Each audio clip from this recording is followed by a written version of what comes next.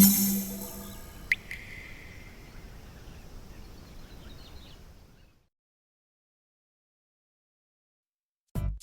うも、底辺アクアリスト黄昏です。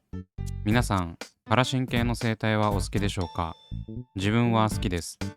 カラシンといえば熱帯魚の中でもメジャーな種類が多い魚種ですが、実は結構奥が深いです。正直、種類が多すぎてメジャーなものからポピュラーなものまで幅が広すぎます。知れば知るほど奥が深いカラシン沼は結構ハマっている人も多いのではないでしょうか。世にはチンカラと呼ばれるなかなか入荷されない珍しいカラシンのくくりまであります。というわけで今回はそんなチンカラのくくりに入るであろうなかなか高級で名前からして極悪な生態を紹介していきます。奥が深いチンカラの中でもこの生態がどこら辺の立ち位置にいるかはわかりませんが、知る人ぞ知る種類ではあると思います。それでは早速開封していきます。今回の購入先は毎度おなじみのペットバルーンです。ペットバルーンは最近月1以上利用してる気がします。あまりにも利用しすぎてペットバルーンの店員さんから呆れられていないか心配になるレベル。いつものように組織培養水草を購入しつつ、生態もいくつかの種類購入しています。今回は生態紹介なので他の購入品についてははしょらせていただきます。最近購入品紹介とかもしていないので、気が向いたらまとめて紹介するかもしれませんし、しないかもしれません。ほとんど水草とかばっかりで変わり映えしないから、この頃動画にするのが気が引けるんですよね。視聴者さんのリアクション的にもあまり刺さっていないような気がするので、何か面白みのある商品をいくつか購入した時くらいしか紹介することはないと思います。こんな感じでいくつか購入しており、今回もしっかりと1万5,000円使っています。というわけで今回紹介する生態はこちら。スーパーレッドデビルテトラ。価格は1匹4980円。名前からしてもういかついわけですが、値段もなかなかのいかつさです。1匹でこの価格のカラシンは正直買うのに躊躇してしまいますよね。自分もペットバルーンで在庫があることは結構前から認識していたんですが、さすがにおいそれと買えるほどの値段ではないため、ずっと二の足を踏んでいました。しかし今回は思い切って購入に踏み切りました。結果的に満足しているんですが、財布の中身が心配になりますね。ちなみにこれは余談ですが、ネットショップで生態やアクア用品を購入する際は、基本的にクレジットカード決済が多いため、自分の財布からお金を出している感覚があんまりしないんですよね。実店舗などで実際に財布の中からお金を出す場合は、だいぶしっかりとお金を使った感を感じるんですが、ネット決済でクレジットカードを使用するとその痛みが発生しません。今回の場合はだいたい1万5,000円の金額になっているわけですが、決済ボタンをポチるときは全く躊躇がありませんでした。これがレジでお財布の中から1万5,000円を出していたら、またやっちゃったよと満足感とともに罪悪感のような気持ちが芽生えていたこと間違いなしです。スーパーレッドデビルテトラとはブラジルマトグロッソ州原産の小型カラシンです。学名はハイフェゾブリコンノーティダノスということで、販売名に比べて横文字のかっこよさがあります。初めて日本に輸入されてから長らく輸入が止まっていたようですが、最近になってちょこちょこと入荷が再開されるようになったチンカラです。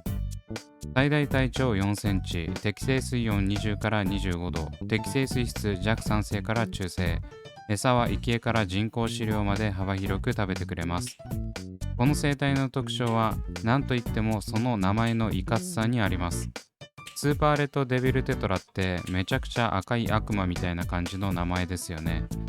それだけ凶暴なのか何なのかわかりませんが、こんな感じの名前が付けられる生態もだいぶ珍しいのではないでしょうか。スーパーレッドデビルというくらいなので、買い込まれた個体は体色が全体的に赤くなり、ヒレの先まで真っ赤に染まることが特徴的です。特にオスの発色が強いようなので、スーパーレッドデビルテトラ本来の悪魔的赤さを体感したいのなら、オスの個体を選ぶことをお勧めします。ちなみに雌雄の判別方法はいまいち分かっていないんですが、成熟した個体であればメスは若干赤茶色のような体色をしており、オスは綺麗な赤になるようなので、体色を比較してどちらか判断するのがいいかもしれません。このスーパーレッドデビルテトラが採取できる川には、スーパーイエローデビルテトラという本種の親戚のような悪魔的黄色さを持つテトラが生息しているようですが、これは学術的には同種とされているようで、色が赤と黄色に分かれているのは種類の違いではないようです。飼育は容易な部類で、人工飼料も難なくしっかりと食べてくれるんですが、同種間では争いが起こることがあるようです。とりあえず導入して最初あたりが心配なだけで、そこから落ち着いてくれれば比較的長生きしてくれる種類だと思います。ただ水質悪化には気をつけないといけない面があり、しっかりとろ過サイクルが出来上がっている水槽に入れるのが無難です。なので高水温にしておくと水質悪化も早くなるため、飼育するのであれば24度くらいの若干低めの水温が飼いやすいかもしれません。というわけで、あらかた解説し終わったので導入していきます。導入直後の映像がこちら。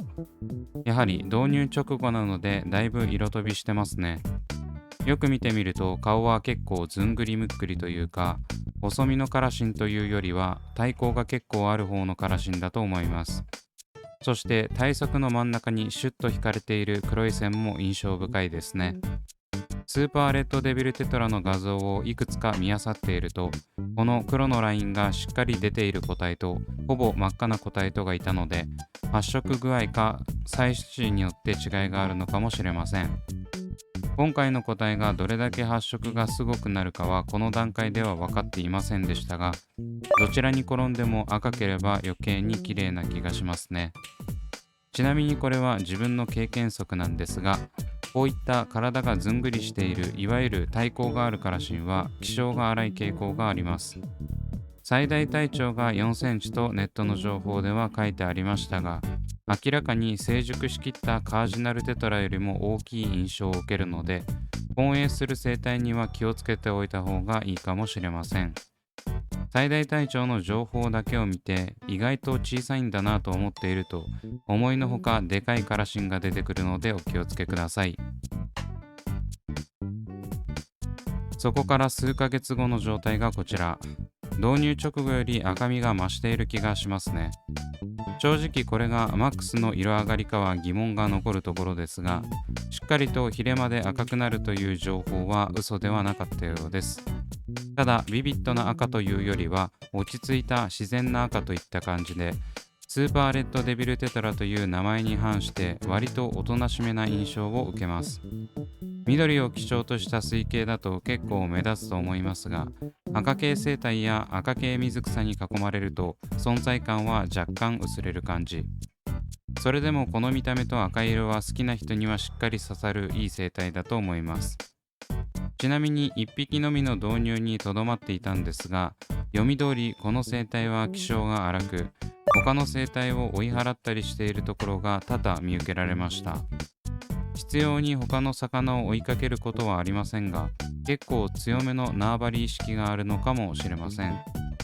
ここら辺はあまりにも小さい生態だと攻撃されて致命傷を負わされる可能性もあるので気をつけましょう。この体格に似合わず水槽内をビュンビュン泳ぎ回るため、小さくて小回りも利く生態だし大丈夫やろって思っていると猛スピードで攻撃される可能性があります。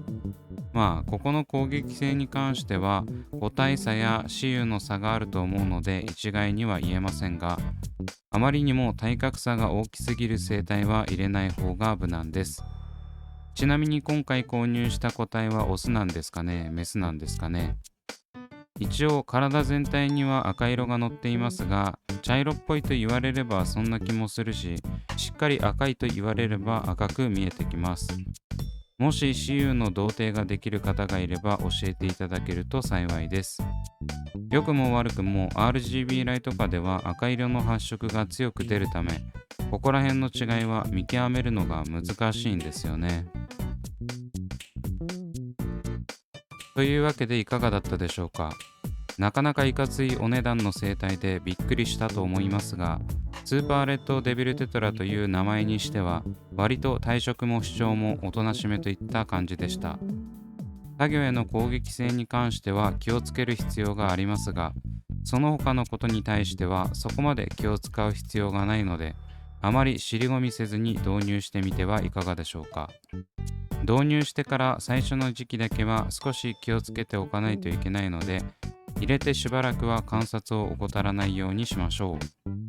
今回は1匹5000円の生体導入ということでだいぶ緊張したんですが、とりあえず安定したので良かったです。なかなか入荷する生体ではないので、皆さんももし店頭などで見かけたら飼育を検討してみてはいかがでしょうか。というわけで今回はここまで Twitter と Instagram もやっておりますので、そちらを見ていただけると嬉しいです。チャンネル登録とかしていただけるとそれではおっしゃいました。